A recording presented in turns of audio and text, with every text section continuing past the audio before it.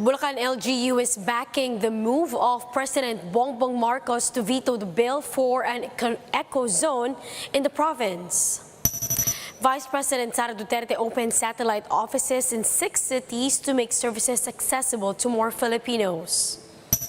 And the prices of fuel are seen to go down in the coming days following back-to-back hikes in the past weeks.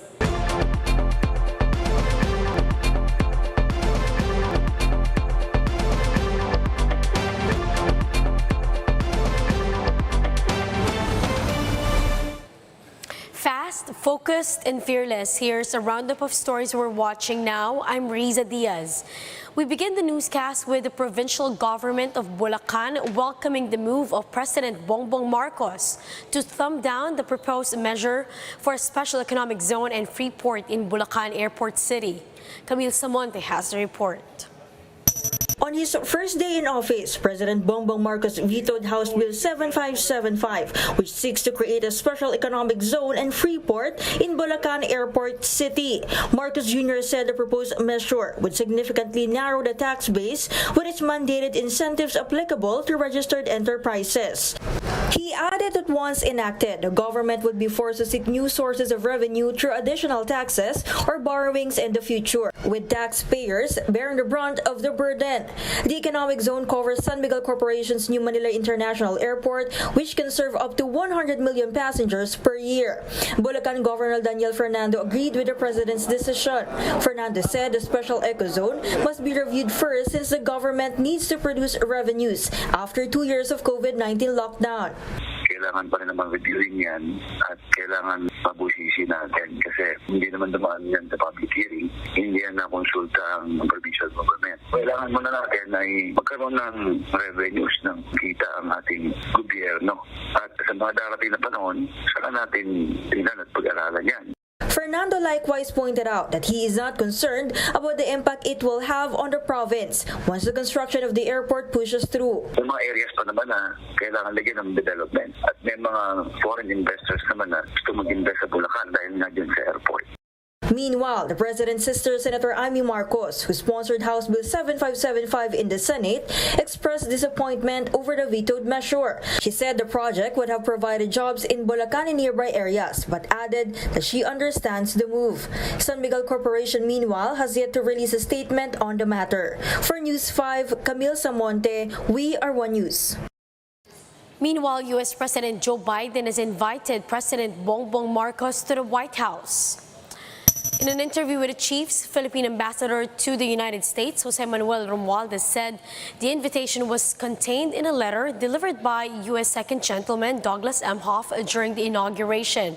He added that Marcos Jr. has a full diplomatic immunity, ending concerns about the U.S. contempt order earlier issued for him and his family.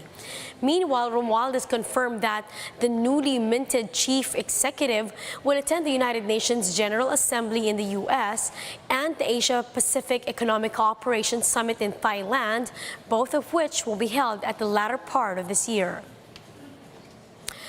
Vice President Sara Duterte has also hit the ground running on her first few days in duty by opening satellite OVPs around the country.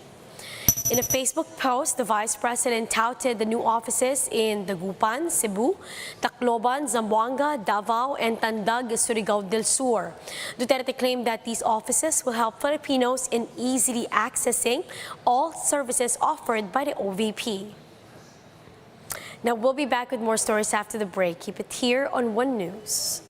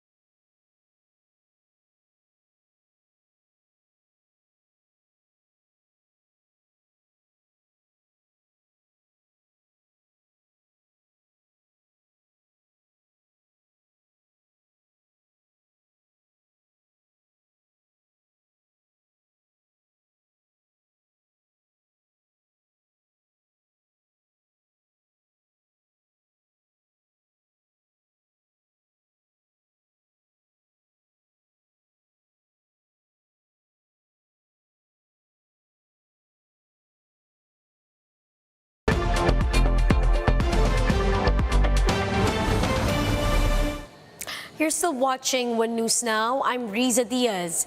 Fuel prices are expected to go down in the coming days following back-to-back increases in the past weeks.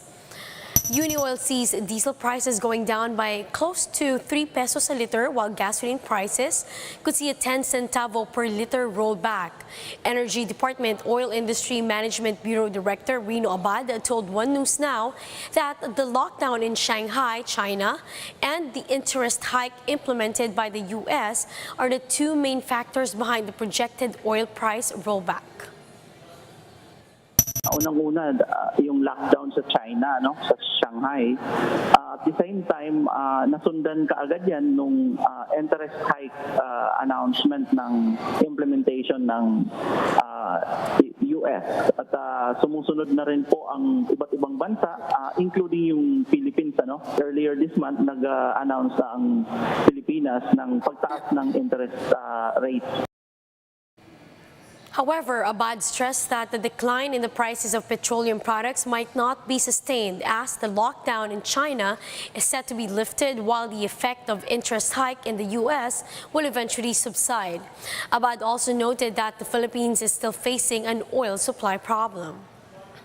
Yung supply, apektado pa rin po with the Ukraine-Russia crisis. Apektado pa rin po yung papakunting spare capacity ng ating OPEC Plus. So, nagkakaroon ng supply problem vis-a-vis yung pag-i-increase ng price. PHIVOLCS has logged an increased activity at the Mount Canlaon in Negros Occidental. The agency reported that over 40 volcanic earthquakes were recorded around Canlaon's summit since Thursday last week. With this, PHIVOLCS remind the public that the volcano remains under alert level 1, which means there is a risk of steam-driven eruptions. The agency also advised concerned local government units and residents not to enter the 4-kilometer radius permanent danger zone. Now, after a 2-year wait due to COVID-19 pandemic, Ormoc City is finally able to celebrate its famous Piña Festival. Laila Pangilinan has the report. Over 2 years since the pandemic began, Ormoc City finally celebrated its Piña Festival this year. Colorful Pineapple Festival-themed floats paraded the streets of Ormoc to the delight of residents. Each float had its own Piña Festival queen that later on vied for the same title. But because there are still restrictions due to the pandemic, this year's festival was low-key compared to its predecessors. Due to the pandemic, walang street dancing. Ormoc City LGU, on the other hand, made sure that this year's festival would not be a super spreader. Itong Piña Festival na to, kinonvince lang ako nung Cultural Foundation. Sabi niya, baka pwede na mag-Piña Festival mga 3 months ago. Sabi ko, medyo may problema pa yung COVID eh. Mas importante naka-shot sila, naka-booster sila. The Lechon Gumbira made the fiesta even more special. After all, what is a festival without lechon? 12 roasted pigs made by the best Ormocanon lechoneros were judged in search for the best tasting lechon of the city. After this, portions of the lechon were raffled off to residents. This is also the city's way of thanking their patrons, Saints Peter and Paul, for finally sparing them from the African swine fever. It is a 190 pesos billion industry. Good to note that ang atong syudad sa Ormoc, free na siya sa ASF. To cap the fiesta, the inauguration of the new city mayor was also held at the Ormoc Astrodome. Richard Gomez, outgoing mayor of Ormoc and elected congressman for the 4th District of Leyte, led the ceremonial awarding of rings to all outgoing officials. The crowd went wild as Goma handed the ring to wife Lucy, wedding proposal style. The power couple will be trading places. Lucy is the new city mayor, while husband Richard lands a congressional seat. Gomez says that there is so much work to be done in the 4th District. Among his plans is to make it drug-free and to restore peace and order to the district. Restoring tourism, which took a long break because of the pandemic, is also in his agenda. I will work hard and do my best like what I always do, to bring the needed projects and programs that can make a difference in the lives of each and every citizen of our district. On the other hand, in Lucy's inaugural speech after being in Congress for 4 terms, Torres Gomez announced to her fellow Ormocanons that she is finally home to serve the city. I accept as your congresswoman to assume my role as your mayor. Thank you for the honor you have afforded me to serve, to make a difference, to make our city beautiful. Torres Gomez, along with their development team, says they aim to fortify communication and infrastructures, provide quality and free education, and create a healthier city. Congressman Richard Gomez also gave a welcoming present to wife Lucy before he finally left the City Hall and says that it's a must to wear at all times. Ako'y pabawat sa imo. Wear this every day when you go to office. Imo ni office ID. Daghang kaayo salamat. For News 5, Laila Pangilinan, we are One News. Now, for more updates, visit News 5, the Philippine Star, and Business World Online. Visit our website, onenews.ph, for more in-depth analysis. You can also catch One News on Signal Play app.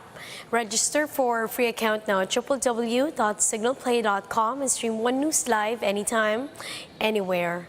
Mask on, wash hands, and stay safe, Philippines. I'm Riza Diaz. We are One News.